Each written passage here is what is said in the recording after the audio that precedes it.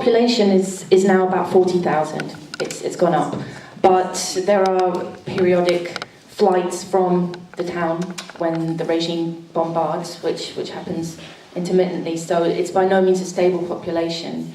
In terms of what the regime's trying to achieve when it bombards towns and keeps attacking, it's to keep people disorganized. It's collective punishment.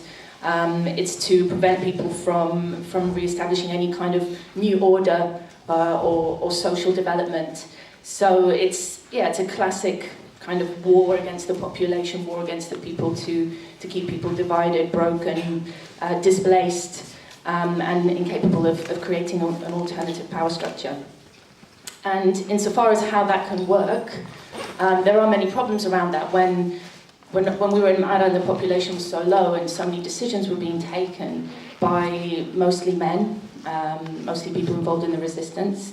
The question arises of who's being represented when 90% of the population is gone and structures are being created and working groups or councils. Does that bode well for perpetuating a kind of grassroots democracy? It's difficult to say because you need mass participation, and for mass participation people need to be able to organise together and meet each other and come together. And when you've got no vehicles, when movement is very difficult, when you've got no electricity, when you've got no water, you've got no food, you've got no internet, you've got no telephone, it's really difficult, especially for women. If you're poor, and often the poorest people were unable to leave. So there's all these questions around how you actually can physically self-organise under conditions of bombardment. And we talked about these things with the people from Basmat Amal, and they were saying, we totally agree. Like we know we need full participation of everybody in rebuilding our society, but we're being bombarded every day. We need,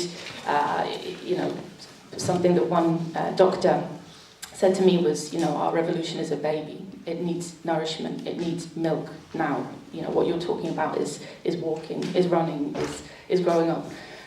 So there's this, constant struggle for survival, basically. So this has an impact on how people can self-organize. In terms of Russia, Russia's under the spotlight, right, at the moment, over, indigenous people's land in Sochi, LGBT rights, but not enough is really being said about Syria in this context. It's all very kind of groovy and in to kind of talk about Pussy Riot and everybody else, but they really should be getting a hammering for their role in attacking Syria, and they should be restrained, and there should be sanctions against Russia.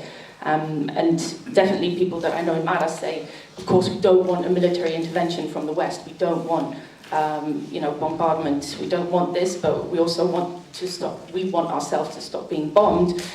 So one way forward is to restrain the inflow of arms to the regime, and that includes restraining Russia. Yarmouk, I don't know. Sorry, I can't answer your question. I wish I could, but I don't have any up-to-date information about obviously we know it's a decimated, ghost town now. The family that I stayed with in 2005, the father of that family, who's set up a fantastic publishing house at Dar Shajara in Yarmouk, he was killed by a sniper in front of his family, driving through the camp. And this is common fate for many Syrians and Palestinians, and that's how some of these camps and towns have been depopulated because the regime has placed snipers. A lot of snipers were, to answer the cultural question, in the museum of Ma'arad al-Numan was a military base where snipers were killing people on a daily basis. So it's tough.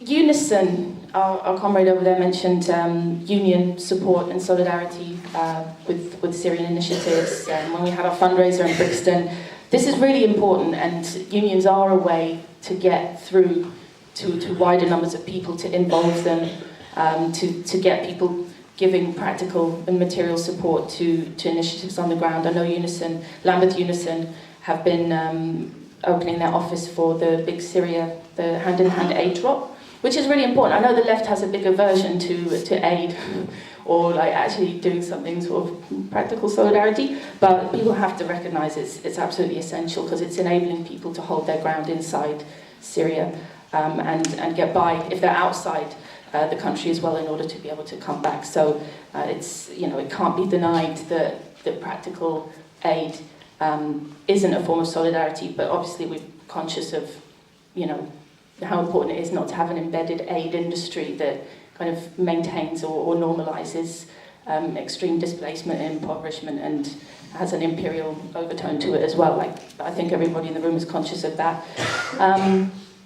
Yeah, I think that's wind up. I'm happy to wind up.